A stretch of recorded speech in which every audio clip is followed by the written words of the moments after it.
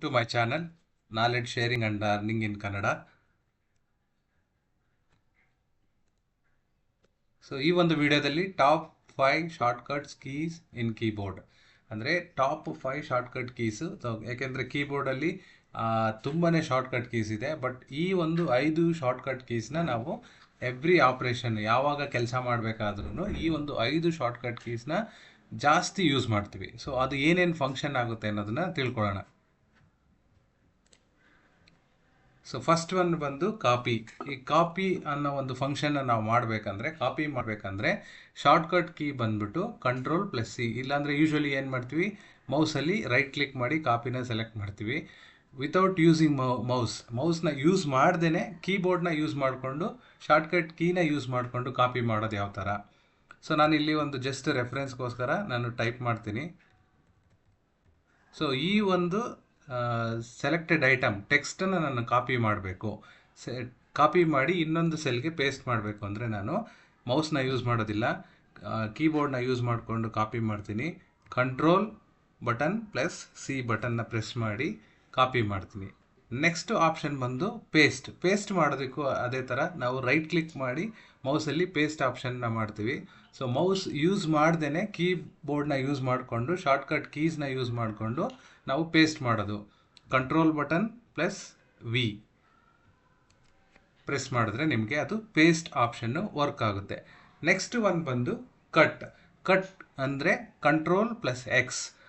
Cut ಅಂದರೆ ಏನಾಗುತ್ತೆ, remove the selected item. ಅಂದರೆ ನಾವಿಲ್ಲಿ ಸೆಲೆಕ್ಟ್ ಮಾಡಿರೋ ಐಟಮ್ಮು ಕಾಪಿ ಮಾಡಿದಾಗ ಇದು ರಿಮೂವ್ ಆಗಿಲ್ಲ, ಇಲ್ಲೂ ಇದೆ ಪ್ಲಸ್ ಪೇಸ್ಟ್ ಆಗಿದ್ದ ಲೊಕೇಶನಲ್ಲೂ ಇದೆ. ಬಟ್ ಕಟ್ ಆಪ್ಷನ್ನ ನಾನು ಯೂಸ್ ಮಾಡಿದಾಗ Ctrl+C ಬಟನ್ ಎರಡನ್ನೂ ಪ್ರೆಸ್ ಮಾಡಿದಾಗ ಅದು ಸೆಲೆಕ್ಟ್ ಆಗುತ್ತೆ. ಅದನ್ನು ಇನ್ನೊಂದು ಕಡೆ ನಾವು ಪೇಸ್ಟ್ ಮಾಡಿದಾಗ ಅದು ಆ ಒರಿಜಿನಲ್ ಲೊಕೇಶನ್ನಿಂದ ರಿಮೂವ್ ಆಗುತ್ತೆ. ಈ ಒರಿಜಿನಲ್ ಲೊಕೇಶನ್ನಿಂದ ರಿಮೂವ್ ಆಗುತ್ತೆ. Ctrl+Xನ ಮಾಡಿದಾಗ ಕಟ್ ಆಪ್ಷನ್ನ ಯೂಸ್ ಮಾಡಿದಾಗ ಅದು ಒರಿಜಿನಲ್ ಲೊಕೇಶನ್ನಿಂದ ರಿಮೂವ್ ಆಗಿ ಪೇಸ್ಟ್ ಲೊಕೇಶನ್ಗೆ ಬರುತ್ತೆ. ನೆಕ್ಸ್ಟ್ ಅಂಡು ಅಂದರೆ ರಿವರ್ಸ್ ದ ಲಾಸ್ಟ್ ಆ್ಯಕ್ಷನ್. ಇವಾಗ ನಾನಿಲ್ಲಿ ಪೇಸ್ಟ್ ಮಾಡಿದ್ದೀನಿ, ನಂಗೆ ಬೇಡ, ನಂದೇನೋ ಟೈಪಿಂಗ್ ಮಿಸ್ಟೇಕ್ ಆಗಿದೆ, ಹಂಗಾಗಿ ಆ ಲೊಕೇಶನಲ್ಲಿ ಬೇಡ ಅಂದರೆ ನಾನು Ctrl+Z ಪ್ರೆಸ್ ಮಾಡಿದ್ರೆ ಅದು ಅಲ್ಲಿಂದ ರಿಮೂವ್ ಆಗುತ್ತೆ, ಆ ಒರಿಜಿನಲ್ ಲೊಕೇಶನ್ಗೆ ಅದು ಹೋಗುತ್ತೆ. ಅಂದರೆ ನಾವು ಪೇಸ್ಟ್ ಮಾಡಿರೋ ಲೊಕೇಶನ್ನಿಂದ ಅದು ಎರೇಸ್ ಆಗುತ್ತೆ. ನೆಕ್ಸ್ಟ್ ಒನ್ ಬಂದು ಟಾಪ್ 5ಅಲ್ಲಿರೋದು Ctrl+S. ನಾವು ಸೇವ್ ಆಪ್ಷನ್ ಮಾಡಬೇಕು. ಈ ಎಕ್ಸೆಲಲ್ಲಿ ನಾನು ಮಾಡಿರೋಂಥ ಡೇಟಾನ ಸೇವ್ ಮಾಡಬೇಕಂದ್ರೆ ಯೂಶ್ವಲಿ ನಾವು ಈ ಒಂದು ಆಪ್ಷನ್ನ ಯೂಸ್ ಮಾಡ್ತೀವಿ ಸೇವ್ ಮಾಡೋದಕ್ಕೆ. ಸೊ ಬಟ್ ನಾವು ಕೀಬೋರ್ಡ್ನ ಯೂಸ್ ಮಾಡಿಕೊಂಡು ನಾವು ಸೇವ್ ಮಾಡಬೇಕಂದ್ರೆ Ctrl+S ಪ್ರೆಸ್ ಮಾಡಿದ್ರೆ ಅದು ಸೇವ್ ಆಗುತ್ತೆ. ಇದಿಷ್ಟು ಟಾಪ್ 5 ಕೀಬೋರ್ಡ್ ಶಾರ್ಟ್ಕಟ್ಸು.